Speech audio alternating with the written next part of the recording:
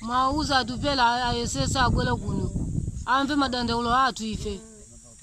muntu sala kuya pa ntengo amala kuya pa muntu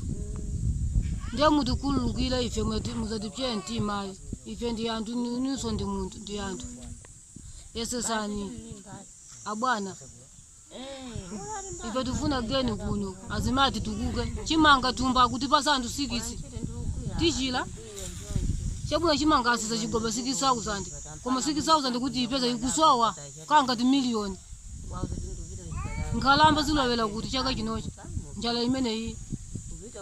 akungofa atu anthu kuno ndi mapira mimba nde yesesani chaka chathe kuti zipulumuka kalimbi yekayeka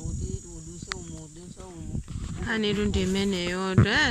anthu wakupempha ati mwafikisire uthengawo kwa bwana atupele muluzi kuti kuno kubalaka kwavuta ati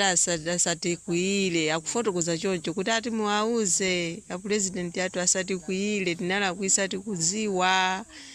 ife pano njala kuno kubalaka sitikudya tikungogona akuti feterezaso thumba limodzi akugawana anthu 6 7 ndiye uthenga umene uli pano uthenga umene uli pano ndati muzimvere nokha ntolo gulupu kuno yetu ndati ndingoponyeratu mchire aliyense azimvere ndithu tikubalaka kwati yesa amala kwavuta timwafikisire uthenga wa bwana atupele muluzi kuti ayendere anthu kuno yetu